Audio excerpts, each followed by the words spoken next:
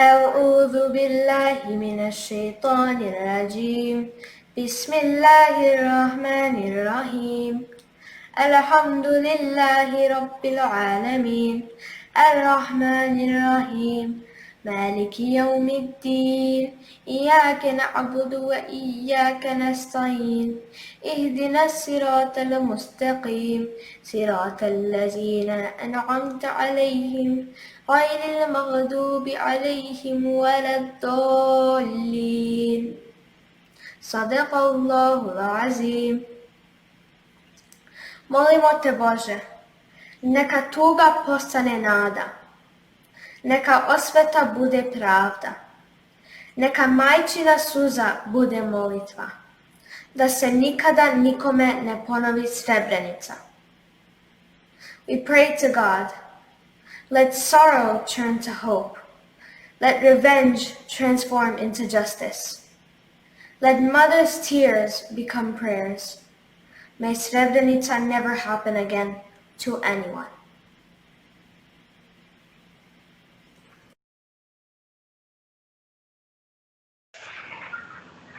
Okay.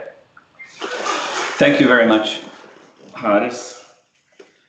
Ladies and gentlemen, welcome to the Bosnian American Institute webcast, streaming live on this 25th anniversary of the Srebrenica genocide. My name is Irfan Mirza. I am the chair of education for the Bosnian American Institute. And on this day, we commemorate the 25th anniversary of a very solemn and sad remembrance of a genocide. In a way, this is a memorial. This year, in Potocari at the Memorial Center, 9 newly exhumed bodies, ranging from 2 years old to 84 years old, are being buried. 25 years after the commission of genocide, 25 years after the mass murders that took place in Srebrenica. We're finding the remains of the bodies and we are burying them, trying to bring closure to the terrible losses that were suffered by the families and these individuals. I have today the honor, it is an absolute honor for me, to speak to you. And I have guests, Senada Cvrk Pargan. I don't know that she needs an introduction.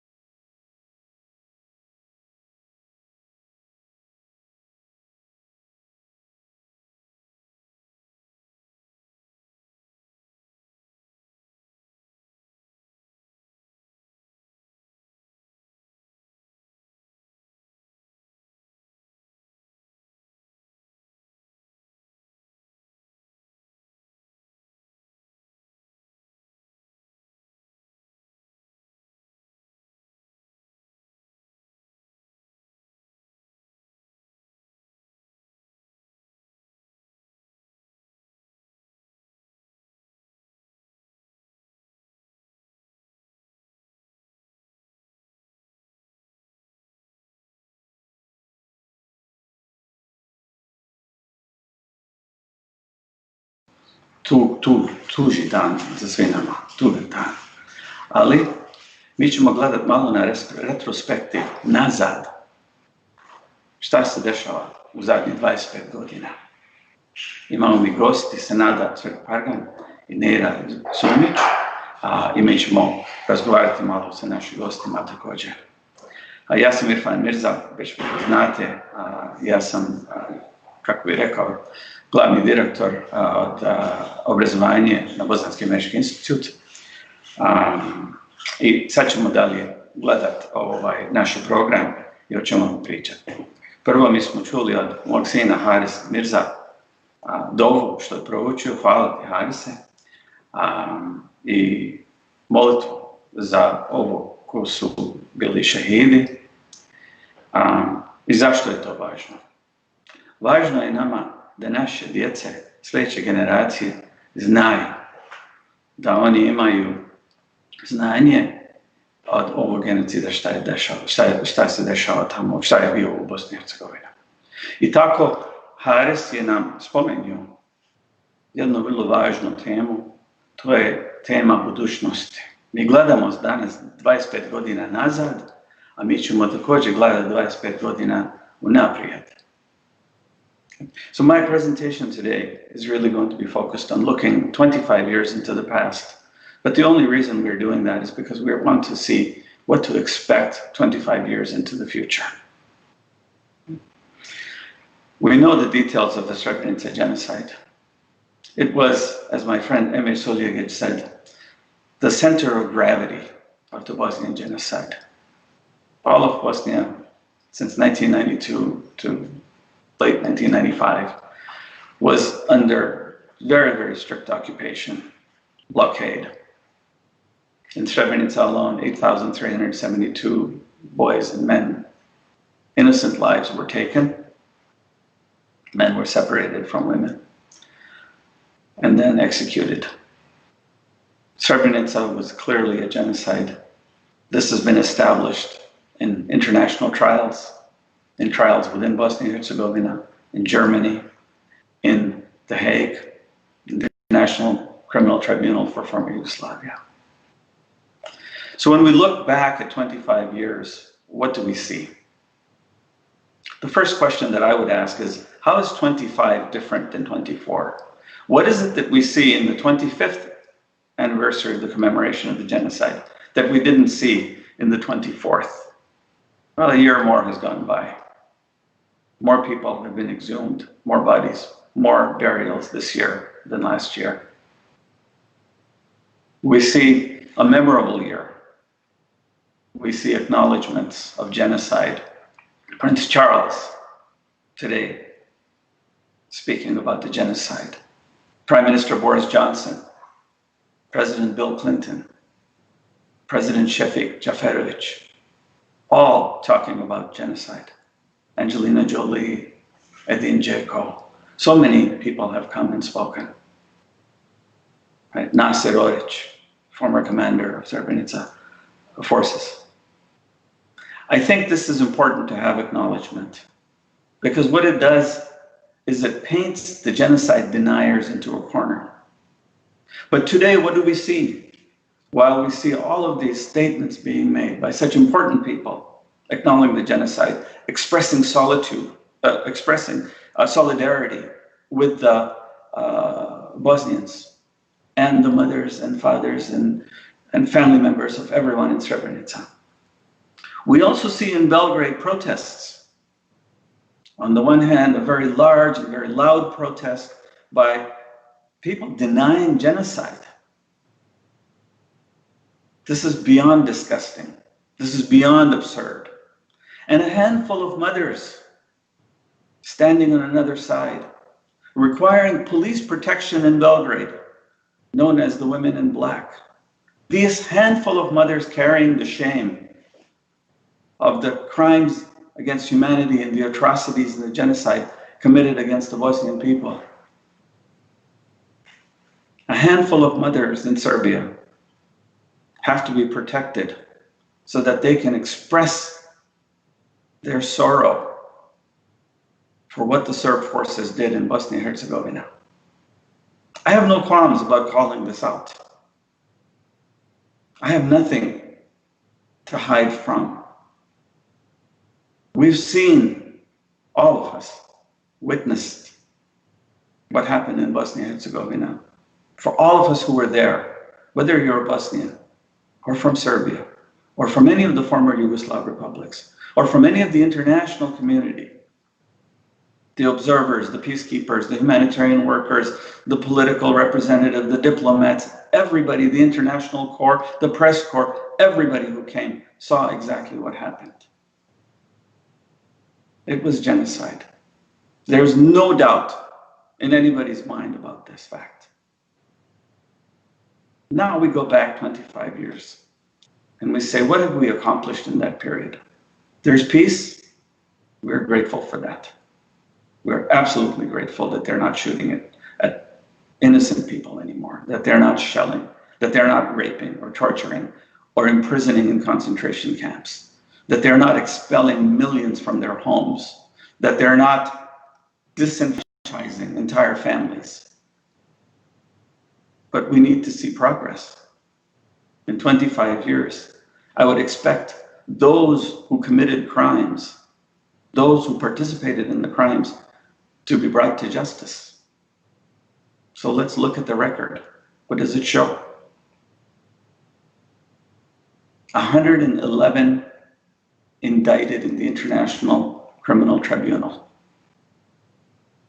It must have taken somewhere between 35 and 40,000 soldiers to occupy a country the size of Bosnia Herzegovina, to create the blockade,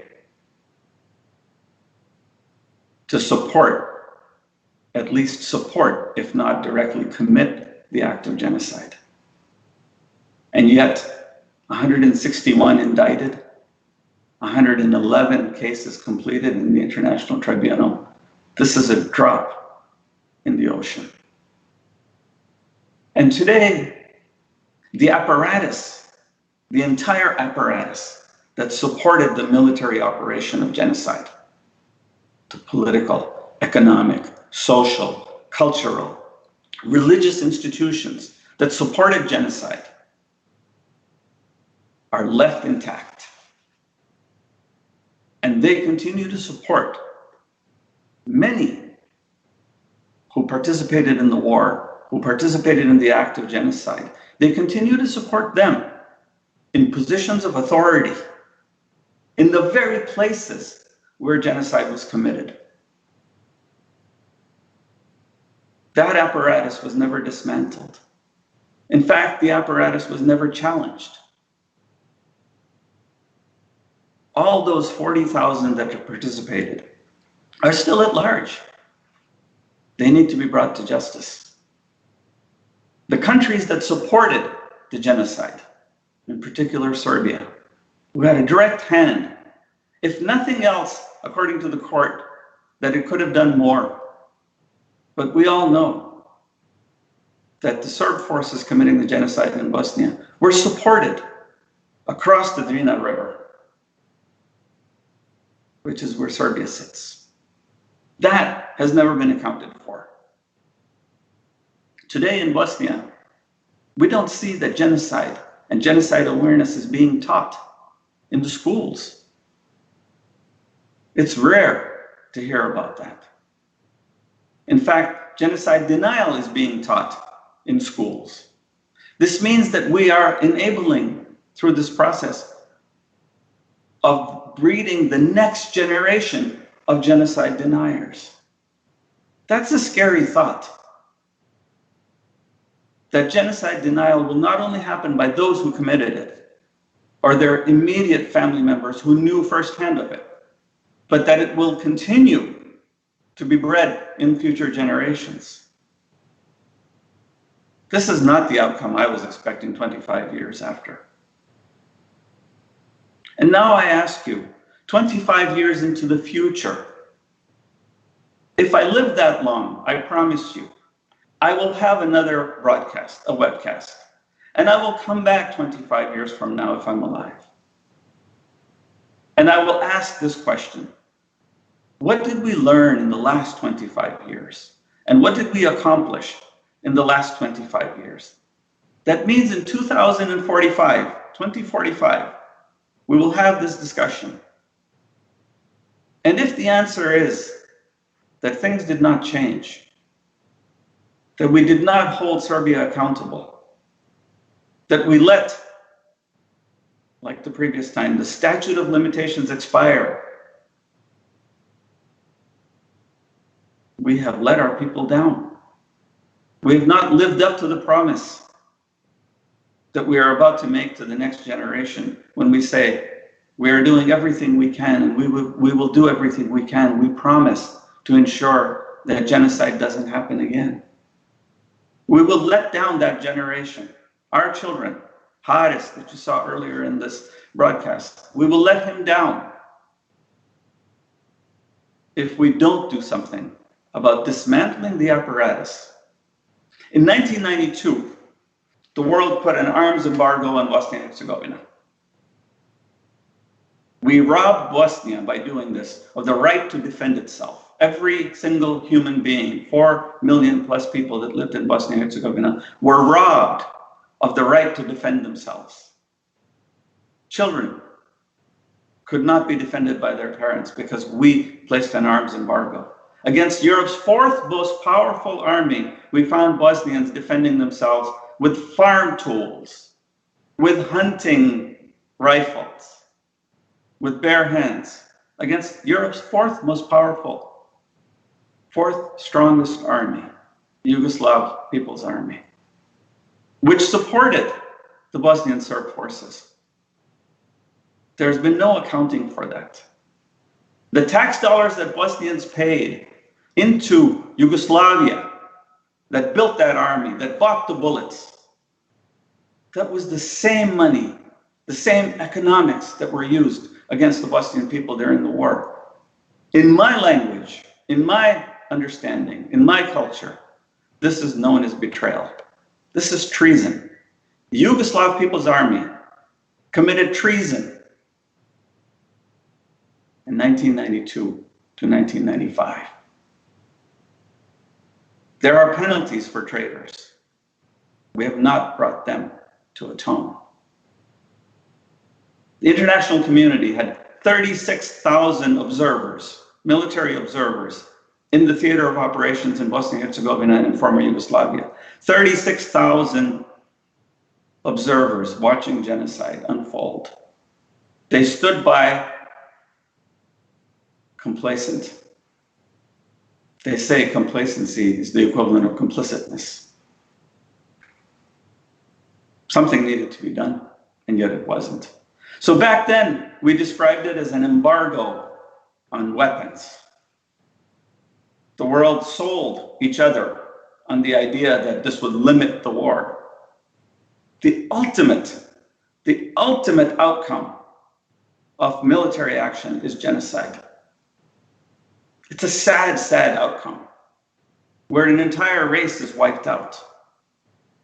In Bosnia, we saw cultural artifacts being attacked, the history of the people, the identity, the economics. We saw all of this unfold in front of our eyes. But actually, what we look back 25 years from now, what we see is it was not just an embargo on arms. It was actually an embargo on democracy. In February 1992, Bosnians voted in a referendum. It was boycotted by many Serbs, but they voted in a referendum to secede from Yugoslavia. This is the ultimate act of democracy. A people expressing their will. That will was acknowledged and recognized by the international community. Bosnia was recognized as a sovereign nation. And yet, the arms embargo was put,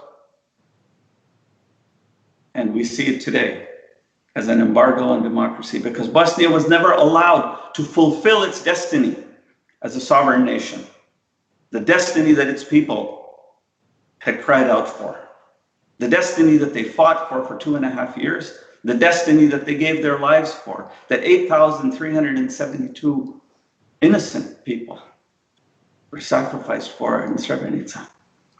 100,000 killed, millions displaced. The world put an embargo on that destiny. Today, we should hope that embargo was lifted, but it wasn't. Bosnia's sovereignty was recrafted by an agreement known as the Dayton Accords.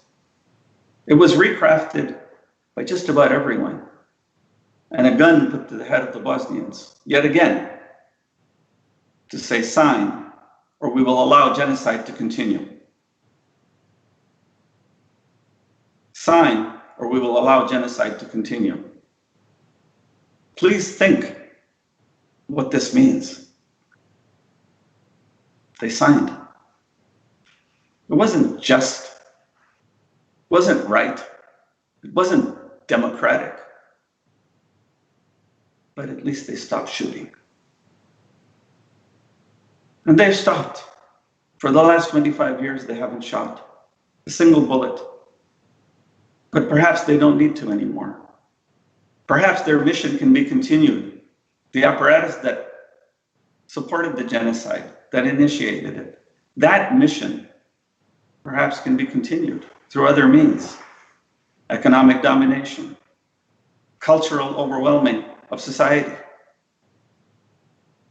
denial of identity, denial of genocide. There's a very, very, very common narrative. All sides were involved in the war. Well, this is true. Only one side committed genocide. True? Ask Prince Charles. That's what he said. Ask President Clinton. Ask anybody. Only one side committed genocide. Right? So sometimes there are facts that outweigh everything else that we're thinking of. Those facts are buried. Today, we're going to have a conversation about the retrospective with our very, very special guests. As you all know, I'm a very strong advocate for justice and for what's right in Bosnia and Herzegovina. I believe Bosnia is a multicultural society. I've admired it as a multicultural society from the day I heard about it. Because I don't know such a thing. In Europe, we don't see it. I see relatively ethnically homogeneous states. In America, we see protests in the street for social justice. Black Lives Matter, they do. And what this movement has done is it's given Bosnians reinvigorated hope that their stories of discrimination can be told. It's given Bosnians the courage that they needed to stand up and say, we were persecuted, and show solidarity with the social justice movement in America and all around the world. There's a new wave coming, and I'm really happy to see that new wave, because it is the wave that will carry the next 25 years. See? We lament about what we didn't do in the past, when in fact what we should be doing is investing in what we're going to do in the next 25 years. Let's not forget the past. Let's not let them get away with it. Preserve what's yours, your identity, your history, your culture, your traditions, your religions. Bosnia has 3 or 4 major confessions of faith, maybe 5, I don't know. Islam, Catholicism, Orthodoxy, Judaism, atheism, agnosticism, Buddhism, sun worshippers. Bosnia is truly a multicultural society, and that deserves to be protected. And in that, there are lessons for the rest of us. In 1992, Europe lost its moral compass. It stood by and watched genocide happen on its continent. Bosnia and the 25th anniversary of Srebrenica is a reminder and an opportunity for Europe to regain that moral compass. Now I'm going to open the panel discussion, and we'll talk to our guests. I would like each of you, Senada, Nejra, thank you so much for being with us. I'd like each of you to share a little bit. We'll start with you, Senada. Your retrospect, 25 years of Bosnia. You heard my view. Perhaps I'm on the edge someplace. I'd like to hear yours.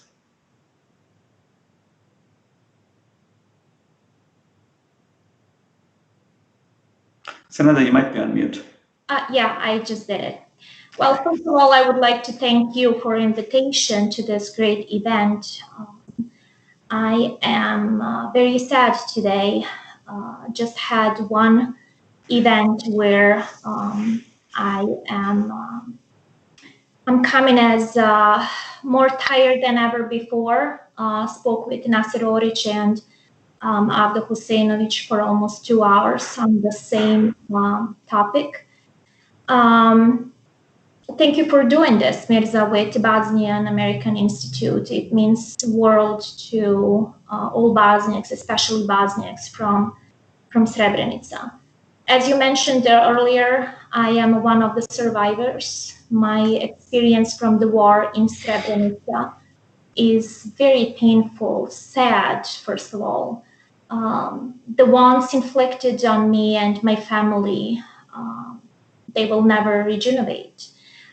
Over the years, I have learned to live with that pain, to deal with that feeling, which is not easy at all.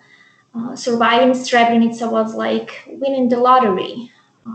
I was saved by great power.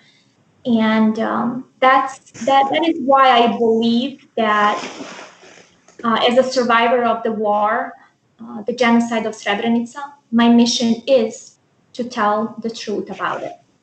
First of all, the first thing I want to say is that we Bosnians never wanted a war in Bosnia and Herzegovina. War was imposed on us, and we had to find a way to defend ourselves.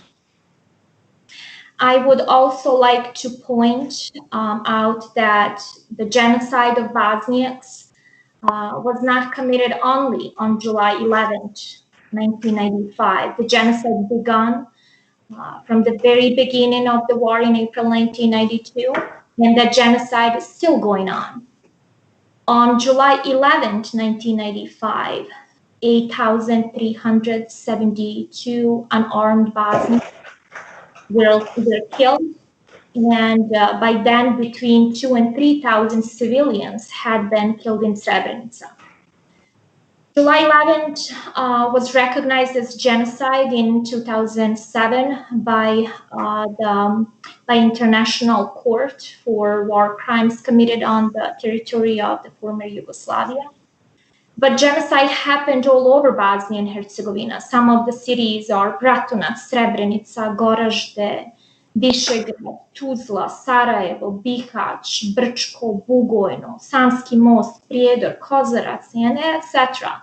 Thus, the International Court of War Crimes committed on the territory of the former Yugoslavia did not make a realistic decision because the systematic mass expulsion and killing or ethnic cleansing of Bosniaks took place throughout Bosnia and Herzegovina, and as such should have been internationally recognized as the state level. I sympathized with the families of the killed Bosniaks from all over of our homeland, and I still believe to recognize the genocide against Bosniaks, I have already stated earlier, should have been made at the state level. Now, regarding my view of the past 25 years boils down to establishing the truth about the genocide committed. The struggle for truth and justice is long, but always in the end, that struggle is won. For the first 5 to 10 years, the families of the missing lived in the hope that their loved ones would appear. They lived in the hope that they were still alive somewhere. Of course, the reality became clearer and clearer with the discovery of the first massive graves and the discovery of the remains of innocent victims. In the following years, hope was increasingly extinguished because every July 11th since 2003, when the Potocari Memorial Center was established, burial has been done for identified victims during the previous year, and it still continues. However, what was happening in the years that followed was the struggle of Bosniaks returning to their destroyed home, their thresholds, where even then they were attacked and provoked by Bosnian Serbs who are living in the Srebrenica area. Religious buildings were built in places where Serbs have never lived before, in villages where only Bosniak Muslim lived. Then they celebrate war crimes. They celebrate July 11 as Victory Day, and so on and so on. The situation in Srebrenica has been deteriorating since 2016, when the mayor of Srebrenica at that time, Čamil Duraković, lost the municipal elections and was replaced by a Serb who promotes Chetniks, denies genocide, celebrates war criminals, spreads and incites national hatred, Mladen Grujičić. Since then to this day, Srebrenica and the returnees in Srebrenica have been waging the biggest battle to date.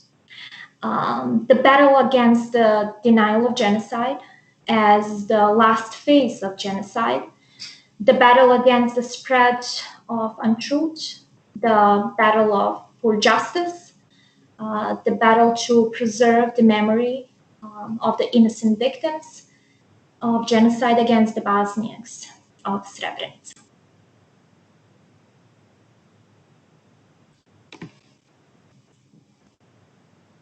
Thank you, Senada. It's a very how shall I say, somber summary. Your personal experience, your emotional tragedy. I think these are things that we can all empathize with, and we can all feel a certain level of remorse because we allowed things to get to this stage. Thank you for sharing that. I know this is difficult for you. This is a very difficult day for all of us, but certainly for you and for the Bosnians and the people from Srebrenica. We understand that. I'd like to also now ask and turn to Nejra Sumić. Nejra is an advocate. I'm not quite sure how to describe her advocacy. She is a voice of what I believe is the future. She's certainly an outlook that's future-oriented, but it's also an outlook that's pragmatic and practical. It's relatively easy for me to speak at a political international level to say what's right and what's wrong. It's another thing to convert that into activism. And Nejra is somebody who is doing exactly that in Arizona. So I want to turn to you, Nejra. Please, would you share with us your perspective and what are the things that you're thinking about on this 25th anniversary? Assalamu alaikum to everyone. Good afternoon. Once again, my name is Nejra Sumić. Thank you so much to the Bosnian American Institute for hosting this exceptionally important conversation in commemorating the 25th anniversary of the Srebrenica genocide. And Senada, thank you so much for providing your insight and in your experience and your courage to share what you went through. I know that that is not easy at all. And to give just a little bit of background about me, my family and I were resettled as Bosnian refugees in the state of Arizona in the United States in 1995. Currently, I work in refugee advocacy and human rights work. Originally, I am from the town of Prijedor, northwestern region of Bosnia. Like many, we were also forced to flee from our home due to what was going on, the Bosnian War. My father in particular was held in concentration camps. And yes, that is plural, concentration camps. He was taken by his former co-workers, colleagues, who I remember as a young child coming at the door and taking him. He survived, and we were able to be reunited as a family through the grace of God and a miracle, basically. But looking back in the last 25 years, I believe that having remembrance of the Srebrenica genocide, the Bosnian genocide, and my family's journey and other families' journeys of what they went through is critically important. It really allows us to pause and reflect, to honor those that we lost, to celebrate what unites us as a humanity, and really to find ways to work together to overcome our differences. And I know that's not an easy job at all. I think also that remembering preserves the integrity of the past against those who would revise history for their own ends and means. And while we commemorate and pray for the victims that we have lost, who have lost their lives and their grieving families, we should also never forget that perpetrators still need to be held accountable. That denialism is very dangerous for our society and any society. That being indifferent is being complicit, and that's very, very important. That being indifferent is being complicit. And if we don't do something, if we don't fight for the truth and justice, massacres and genocides will continue to happen, like they are right now in many, many other countries. That people are going through genocide right now as we speak. So us continuing to commemorate Srebrenica after 25 years is a small measure, make us more willing to resist the evil of mass murder going forward.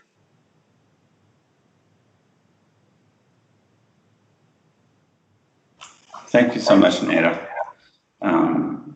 You're so articulate, and you say so much. Your sentences and your words are so powerful and so packed with meaning. I think we need to think about the lessons that we've learned. I mean, you've brought a really good point. When I think about the lessons of Srebrenica, I see the failure of the international community. We commemorate July 11th as the week of the genocide. On July 13th, 1995, there's a memo written by the White House. It was a memo of a telephone conversation that took place between President Bill Clinton and French President Jacques Chirac. The memo has now been made available through the Freedom of Information Act in the United States and the Clinton Foundation and the Clinton Library. The memo is a conversation between two presidents, Jacques Chirac, in summary, asking Bill Clinton, do you know that they are marching men, they're taking men and women and separating them in Srebrenica? And the men reportedly being taken out to be executed. July 13th, 1993. The White House, President of the United States, President of France,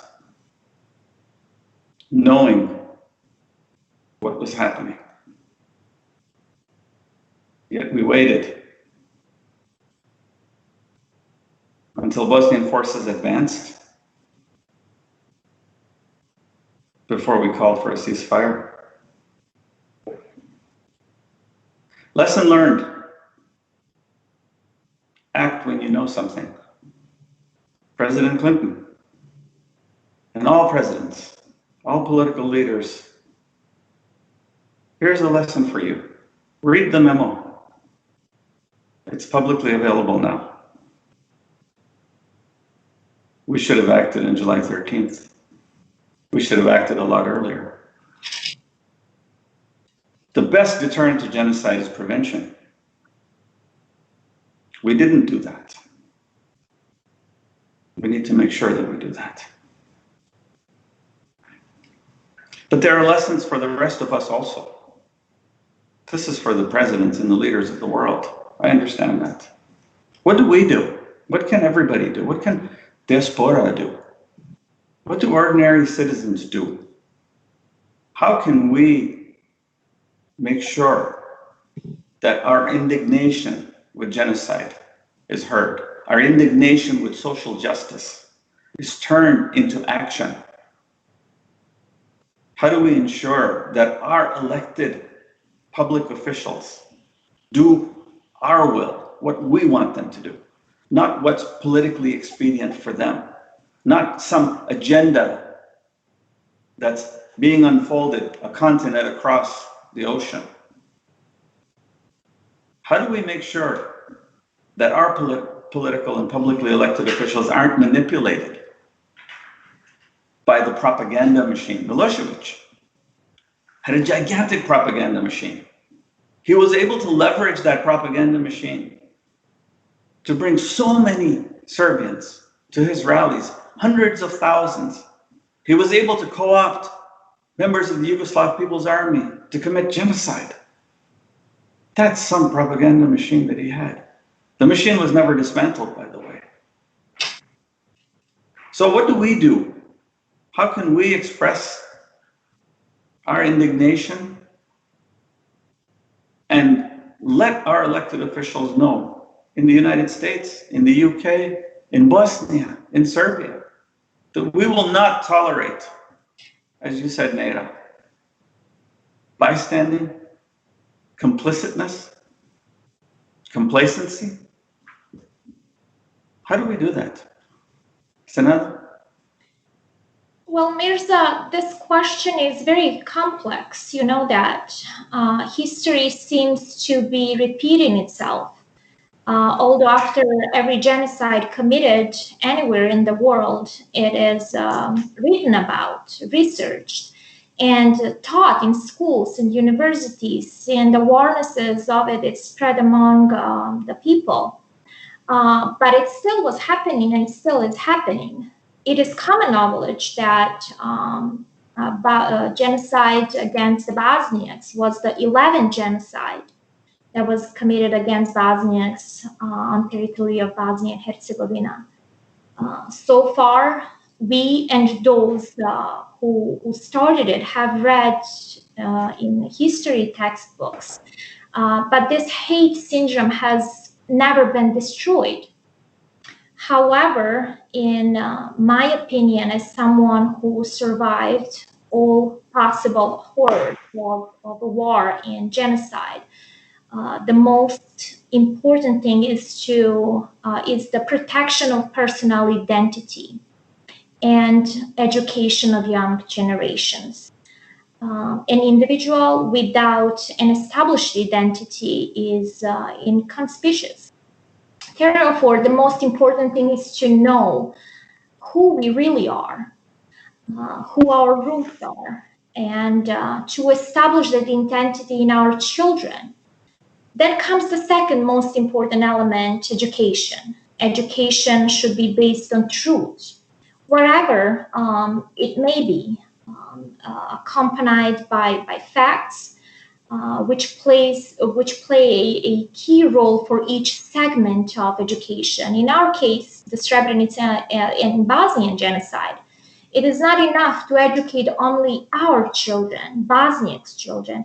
It is equally important to transfer that education to Serbs and Croatian children, because only in this way can a realistic picture of history develop in their consciousness and thus improve the status of the present and create better conditions for coexistence in the future. Of course, there is the inevitable education at the European and world level. Although today, for example, we are facing genocide denial and various speculations and accusations by the Dutch authorities in order to cover up or reduce their crime against the Bosniaks of Srebrenica. We had conversation with Nasser Oric today where he pointed this matter out, which is very important. Deutsche national TV said some lies about the Beha army and their activities, which is total untruth. So it is very important to encourage that true history be included in curricula, not only in Bosnia and Herzegovina, but also, as I said, everywhere in the world. It is important to write and speak in the languages of the world in order for our truth to rise the awareness of the wider masses and therefore prevent the fate of 150,000 Bosniaks killed in Bosnia and Herzegovina from ever happening again.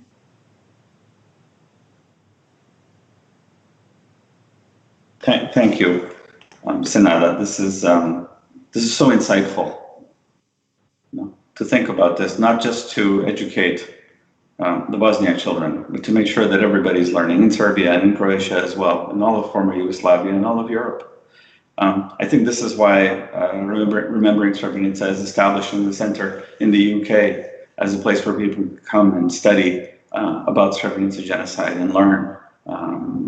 I think this is something that needs to happen in many parts of the world. Nejra, what is your take on this? What do you think about the how do we express ourselves, in this 25 years after the occurrence of all of this?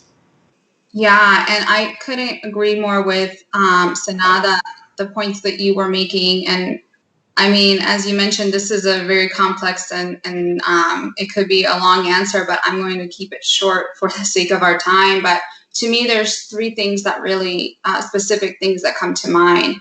The first thing is the importance of older Bosnian generations speaking, teaching, and educating their children and younger generations of the truth, as Senada was mentioning, and history of what happened, the facts. And I know for many people, and I've dealt with this personally with my own family, it's very difficult for people to talk about this, because it brings up everything that you went through, the trauma, in a sense, PTSD. But I think we have to educate the younger generation so that they understand and so that they are engaged. The second thing is we must share our stories with others, with the broader community, and not just with our circles. And when you share your story, and I've learned this through my advocacy work with a lot of refugees from all over the world that I've worked with, it's when you share your story, it's one of the most powerful things you can do. And if we can find the courage to do that, in our history and our past will never be able to be erased. And as I mentioned earlier, this will help preserve the integrity of the past against those who deny it. Finally, the last thing I'll mention is that we need to continue to build allies and strong support around us, such as the United States community, the US government, and other support from other countries. I think that is really critical in us attaining justice as well. So thank you, Nejra. This is a very interesting idea to speak to a broader community and to build allies. Right? I think these are the things that we have to do. But it's interesting because for me, all of this is happening within a context, within an aquarium, if you want to call it, or a glass dome. That glass dome within which all this has to happen is known as the Dayton Agreements. The Dayton Accords, in a way, has imposed an embargo on democracy, where one person in Bosnia doesn't have one vote. There is this attempt, this feeble attempt and failing attempt at trying to equalize the political balance in Bosnia somehow between those that committed genocide and those that were the victims of genocide. I'm trying to understand this. I'm trying to understand Dayton. Because when I look back at 25 years of Srebrenica, I have no choice but to say all of this is happening within the bubble of Dayton. The education system in Bosnia is an outcome of Dayton. So trying to teach while Dayton is putting pressure is very difficult. The embargo on Bosnia continues, sadly. So I think what we have an opportunity outside of Bosnia to do, now I can say we finally, is change the game. We can bring to account those forces that were responsible. We can apply pressure in those areas. We can speak about it. It's one thing to speak of your tragedy, your personal loss. It's another thing to seek justice. In Haris's opening prayer, may revenge transform to justice. May mother's tears become prayers. These aren't empty words. They came from an 11-year-old. It's a traditional prayer, but it has an awful lot of meaning, right?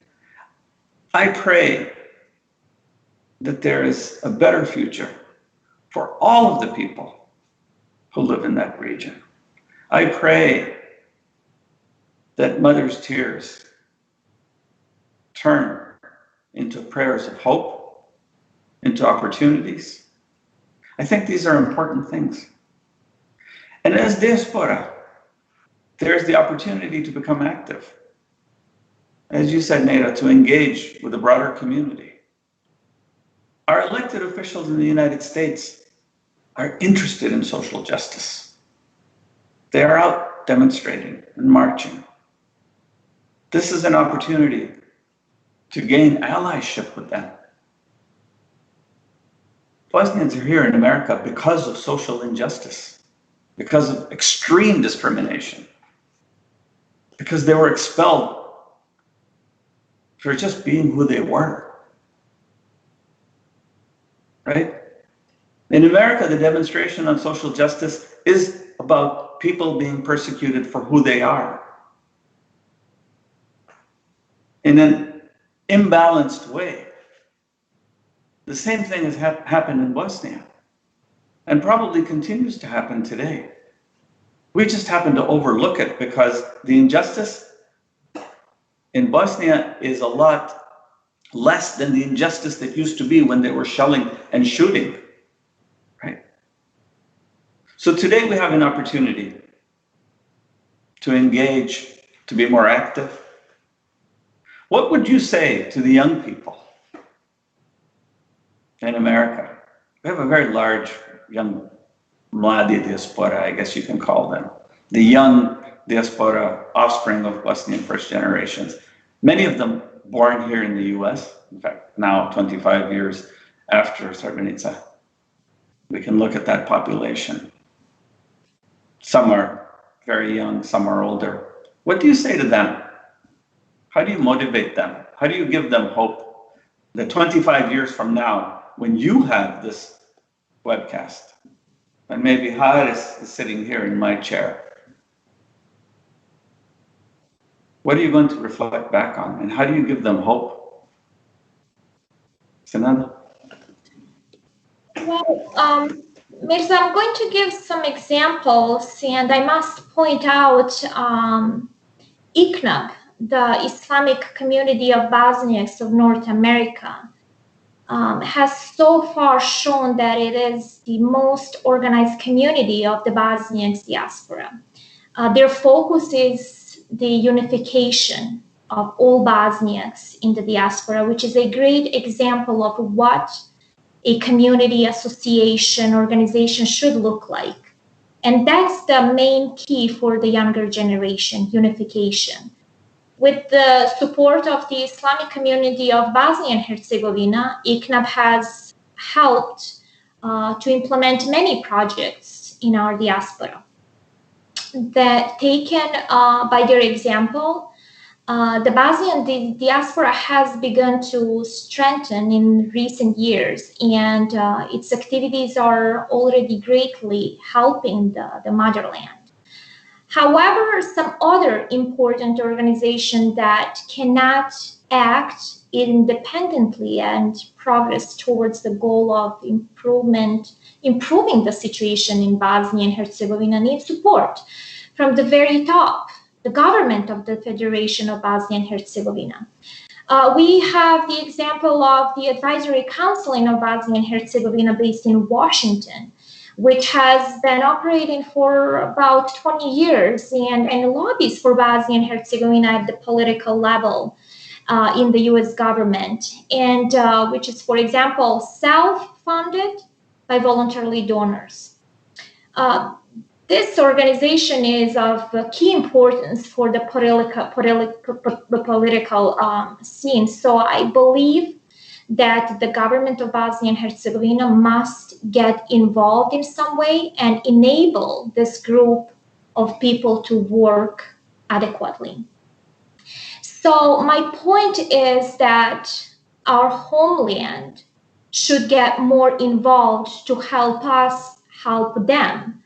I will take the opportunity at this moment to say that I am the president of a Bosniak Cultural Community Preporod of North America, which is a branch of the Bosniak Cultural Community Preporod of Bosnia and Herzegovina, whose main goal is to promote Bosniak's culture, literature, science, art, and history in North America.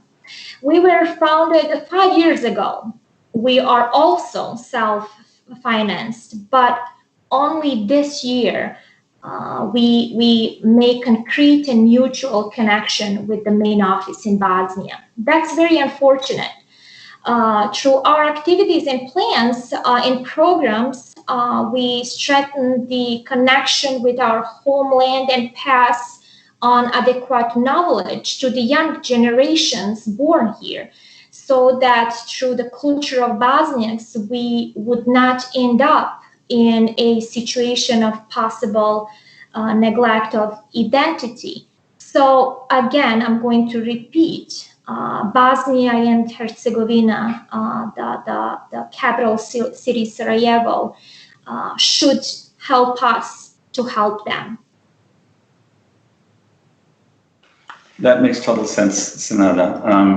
I want to call out the work of Preporod. I think this is very important. You have a webcast that's well followed. You have a large following.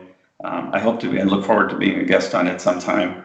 But I have to tell you, it is it's remarkable the range of guests that you have, the depth of topics. One of the people that I've wanted to talk to for years has been Nasser Oric. You had an opportunity to interview him. I did not have a chance, unfortunately, to see it, but I will go back and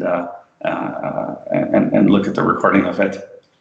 I think this is. I will definitely send you the recording. You can listen to all the facts and all the truth. And thank you so much for all the compliments. And as I said, our goal is to do what we are doing. So we have established organizations, we have ideas, but if we are not supported from Bosnia and Herzegovina, we can't do much. We cannot be only one party involved in this. They have to open the wanted opportunity for us and have us send those opportunities to them. So maybe this is a good opportunity again for me to ask them to be more cooperative with diaspora, because we here can do a lot more if we are accepted from the authorities in Bosnia and Herzegovina. Yeah, this is a it's a cry for help. I think this is very clear that the diaspora and the motherland have to work together. I could say one thing to support you, Senada, which is this. I know for a fact from economic studies, 17%, somewhere between more than 15% for sure, of Bosnia's gross domestic product comes from economic support from diaspora. 17%. In this time of the COVID-19 pandemic, where factories have shut down, where manufacturing has slowed, where collective activities, service industry, retail, transportation, hospitality, have all been restricted, this is the time where we are about to see some ongoing economic impact. The role of the diaspora is about to become more important, whether you like it or not, whether they agree to it or not in Sarajevo or in Banja Luka or any place else in Bosnia. So this is perhaps the opportunity, as you said, to strengthen that bond, to build the bridge. Make sure the bridge is bidirectional. In as much as Bosnia influences the diaspora have to be able to influence Bosnia. So So I support you in this. Lead the charge. We will follow. You need allies. Thank you. I need all help possible out there, and thank you for having me today and asking this question, because I've been waiting for someone to ask this question. So thank you very much. Thank you. So now, I said at the beginning of this program that we had two very strong advocates. I rest my case. Nejra, I don't know even how to describe the level of advocacy that you have. You work with so many different cultures in Arizona. You are in this American organization welcoming people of diverse opinions, diverse thoughts, different backgrounds, different cultures. They wear different clothes. They come here and you stand there and you welcome them and you greet them and you're the welcome wagon and you help them adjust into the society. What do you say? What do you say to the young people who were born here? They didn't come here wearing different clothes, these Bosnian diaspora children, right? What experience, what diverse thinking, different thinking do you have that you can inspire them? Yeah, I think having worked for years in advocacy and community organizing efforts, I think that there's a lot that the youth can do, the younger generations, because education, advocacy, community organizing, pressure on our government, it works.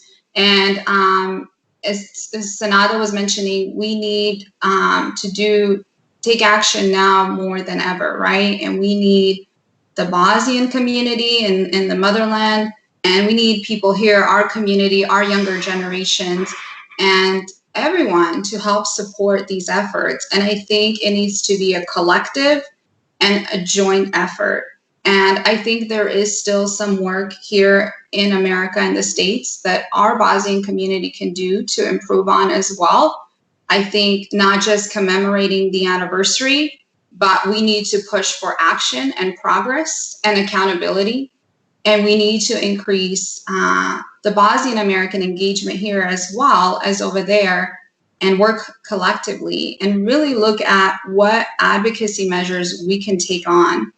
And so here I would like to see more of an organized, unified, collective effort at the local, the national, and international level, where actions are being taken against the Bosnian genocide. And we work together, right? And to give you an example, this could mean working towards U.S. legislative or congressional measures around the Bosnian genocide. I think also we need to look into putting a plan in place to ensure that the Bosnian people in the motherland don't feel like they're fighting oppression on their own, because I feel like at times that's where the disconnect is, that they don't know anymore. I feel like a sense of resignation, right? And we need to look at what are long-term durable solutions in holding perpetrators accountable, and that we work towards unity and not divisiveness in our home country. The last thing I'll mention, and Senada mentioned this too, is education. I think continuing to educate our younger generations and the broader community, continuing to engage people is really key. Okay, well, this is so enlightening. I want to give each of you a couple of minutes if you have some thoughts, and after you have concluded, I will give sort of my conclusive thoughts, and we'll bring this broadcast to an end, probably in the next 7 minutes or so. Senada, do you have final thoughts that you'd like to share? This day is very hard on me, and I apologize if I am not as I am used to, but you have to understand that I lost so much during that war in Bosnia. I lost 99 family members. I lost 4 uncles. My dad is only one who survived out from 5 brothers. So this day is one of the saddest of all sadness days during the year. So I apologize to you guys. But what I would like to say for the end, as I have already stated, I represent a 100-year-old organization that promotes Bosniak culture here in North America. But my basic mission is to write. I'm the author of 2 books of poems published so far. The second one, published in 2015, The Darkness of Silver Lights, is the book that tells, the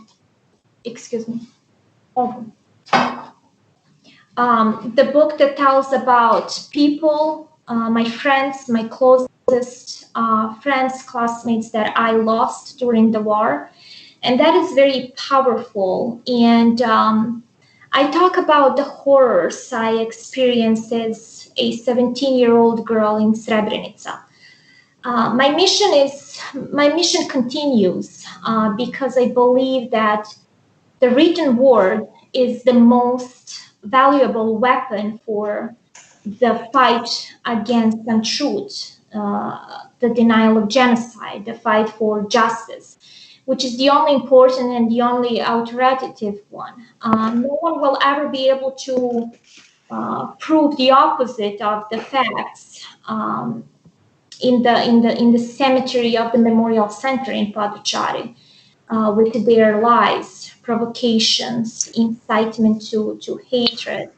And that is over 6,000 identified Bosniaks killed in the recognized genocide that took place on July 11th, 1995. For the end of your broadcast, Irfan, if you give me a few minutes, I would like to read you guys one of my poems from my book, The Darkness of Silver Lights. Please do. We'd like to hear it. Which is this.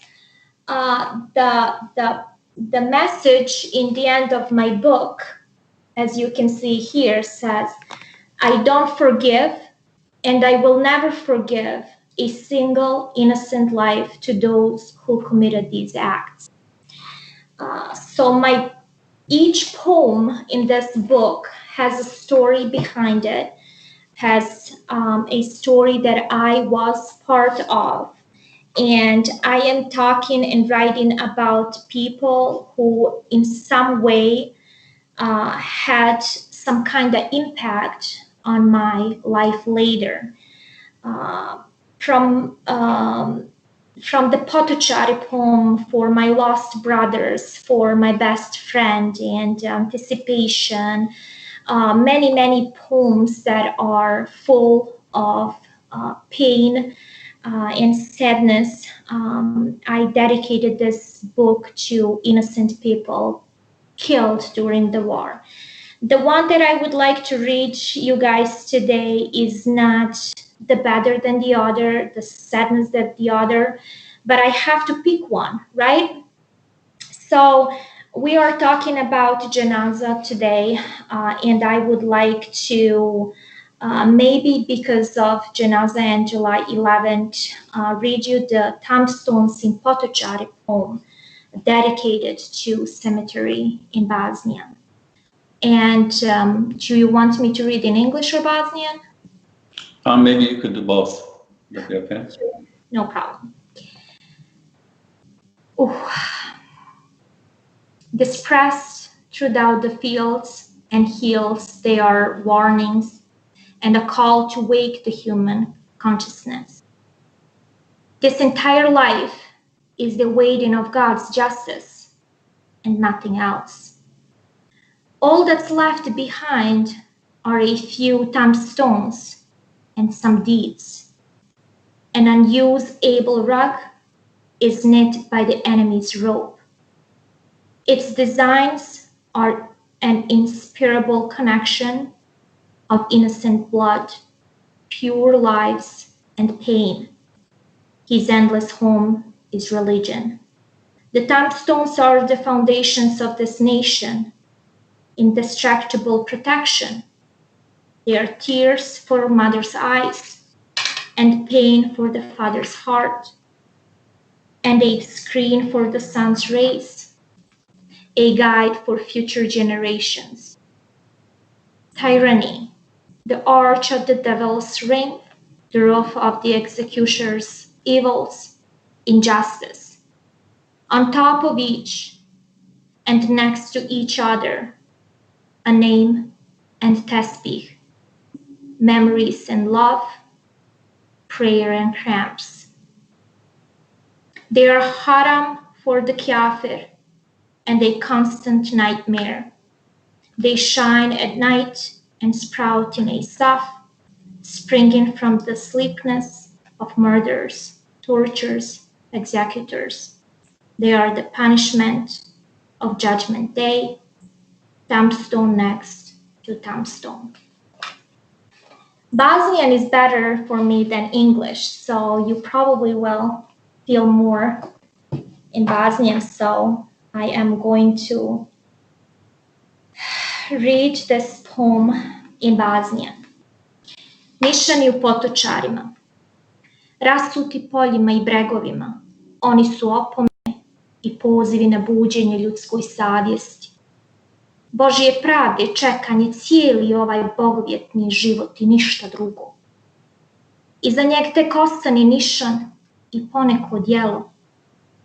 Nepregledni je čilim zločina žicom izatkan. Šari mu nerazdvojivi spoj bezgrešne krvi, nevinih života i bol. Njemu je vječni zavičaj vjera. Nišani su ovoj domovini temelj, neoborivi štit. Nišani su ovoj domovini temelj, neoborivi štit. Majčinom oku suza, očevom srcu bol, a sunčevom sjaju zastor, generacijama uputa. Zulum, šeitanskoga kola svod, dželatskoga zlodjela krov, nepravda. Na svakom i pored svakog ime i tesbih, sjećanje i ljubav, molitva i grč, kjafiru su haram i vječna noćna mora. Oni bjelasaju u noći i izmiču safovima, iznesna djecoubica, mučitelja, krvnika. Sudnjega dana su kazna, nišan do nišana. I would like to say that I read one part twice because I wanted people to double hear it. Irfan, thank you so much. Thank you, Senada. These are very, very heavy words. They weigh heavily not just because of the gravity of what they carry, but because of the emotion that they evoke. It is truly a sad day. To hear those words makes me sad, but it also gives me hope. It gives me hope because you are able to express yourself. You've suffered so much, and now you are overcoming that pain that you feel by expressing and sharing. Thank you so much for sharing this with us. I feel honored that you read this poem to me, especially in English, but certainly in Bosnian. You're absolutely right. It carries deep, deep meaning. It's profound. And perhaps this is the wake-up call that all of us need to make change. Nejra, I'm going to turn to you. Please, final words, final thoughts. In order for our community to be set free, we have to continue to stand in the face of oppression, divisiveness, and discrimination. No matter how long it takes, we have to fight for truth and justice for the Srebrenica genocide and the Bosnian genocide. And we can affect change by continuing to work together through collective effort and pushing for advocacy measures. The time to act is now. Thank you so much for having me. Both of you, incredible guests. Thank you for speaking to us and sharing your deep thoughts. I'm going to close this broadcast with a couple of very simple statements and ideas. What we've heard today, what we've heard all day long today about Srebrenica and Bosnian genocide and Srebrenica genocide. I want to look to the future, and I'm going to make some recommendations. For the diaspora, the recommendation is clear. You need to activate. You need to move, you need to get up, you need to create that bridge back to Bosnia, and you need to start influencing Bosnia Herzegovina. You have ideas, you have knowledge, you have influence, you have power. All of that needs to be leveraged back in Bosnia. You are advocates for social justice here as well as in Bosnia. You are examples for the rest of the world to follow. For the people in Bosnia, the list of activities is quite long. Start first and foremost by reinvesting in your judicial system. As Nejra said, peace cannot be there without justice. You might have a ceasefire, but I don't believe you have peace. You haven't demonstrated it because you haven't been able to atone, get those to atone who committed the crimes. They're still at large. Number one priority for a nation, protect its people. That protection includes justice. Has to be there. Building roads and bridges, this is great. Growing the economy, it's important, it's essential. But justice has to be there on the agenda also. Bosnia's judiciary, I'm speaking to you. Start indicting all those cases that are piled up in tužilaštvo. Let's get to work on them. Let's make that investment to the governments of the world. This is where Bosnia needs its biggest help. It doesn't need more new buildings. Those buildings that are there, it needs those buildings to be used for a purpose. The purpose of protecting the people of Bosnia and Herzegovina. That's how I see it. Schools have a message for you. Educators, start teaching. Start teaching what you really know. Don't teach false information.